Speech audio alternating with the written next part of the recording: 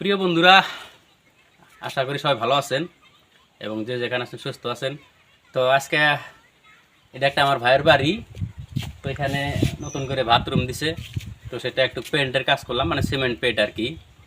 তো আসুন আমরা আরেকটা জিনিস দেখাই। এটা কাজ তো শেষ মোটামুটি, এটা কাজ এখন শেষ, মানে এটা ধরেন সাবা সেগুন কইরা হোয়াইট সিমেন্ট প্রাইমার এগুলা মানে মেরে আজকের মতো সমাপ্ত করে দিলাম, যাতে জিনিসটা শুকাক, কালকে আবার রং করে দিব।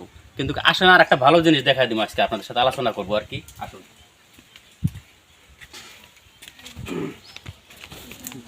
যাই হোক বন্ধুরা, আমি যেহেতু গ্রাম অঞ্চলে থাকি, তাই গ্রামের কিছু খুঁটিনাটি বা তথ্য আপনাদের সামনে আমি উপস্থাপন করি। তো আজকে যেহেতু এই গ্রামে কাজে আইসা সেরেই আমি একটু এখান দিয়ে ঘোরাফেরা করছি আর কি। তো ঘোরাফেরা করে এখানে কিছু কৃষক ভাইদের সাথে আমি একটু আলাপ আলোচনা করলাম। তো সেখান থেকে আমি একটা ছোটোখাটো কিছু জ্ঞান অর্জন করলাম, সেটাই আপনার সাথে শেয়ার করতে চললাম। দেখেন, এই যে মরিচ চাল যে করছে, মানে মরিচ খ্যাতি, এটা দেখেন অন্যান্য বছরের তুলনায় এবার কৃষক ভাইদের অনেকটা ফায়দা হচ্ছে আর কি, মানে ভালো একটা লাভবান হচ্ছে। মানে এই পর্যন্ত আমাদের আসামের অন্য প্রান্তের খবরটা ভিন্ন, কিন্তু আমাদের লোয়ার আসামের যে এখনও 40 টাকা, 35 থেকে 40, 42 পর্যন্ত বিক্রি করতেছে মরিচ কৃষক ভাইয়েরা। তো সেই জন্যে ধরেন এবার বেগুনের টালেও অনেক পয়সা, প্রায় 35 থেকে 40 টাকা কিলো এখনও।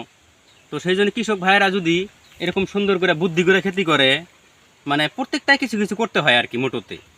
যেমন ধরেন মরিচ করলো, বা এই যে ভুট্টা করছে, তারপরে বেগুন করলো, লাফা শাক করলো, এরকম মানে 3-4 কোয়ালিটির ভাগে ভাগে, ধরেন 2 বিঘা মাটি থাকলো, 4টা কোয়ালিটি আধা বিঘা করলো, তাহলে একটা যদি একটু দাম কমও থাকে আর একটার দাম সই হয়ে যাবে। তো এইটা এরকম মোটামুটি তার লসটা হবে না আর কি। তো সেই হিসাবে আজকের ভিডিওটা আমি এই জন্য আলোচনা করলাম, যে যাতে এই ভিডিওটা আপনারাও দেখবেন।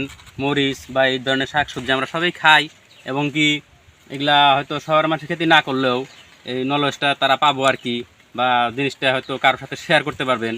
বা ওইরকম যদি কৃষি ভাইয়েরা থাকে বা কোনো ধরনের ওইরকম আত্মীয় স্বজন বা চেনা জানা থাকে খেতি করব, তাহলে এই নলেজটা আপনারা শেয়ার করতে পারবেন। তো সেই জন্যই আমি এই ভিডিওটা আজকে তৈরি করলাম। তো আমাদের এই এলাকায় যারা এই বছর আর কি, মানে মরিচ খেতি, বেগুন খেতি, বা যে ভুট্টা খেতি বা বিভিন্ন শাকসবজি খেতি করছে, তো ইনশাল্লাহ এবছর একটা আশা করি সবাই লাভবান হয়েছে। আর সেটাতে আমরাও খুশি আর কি।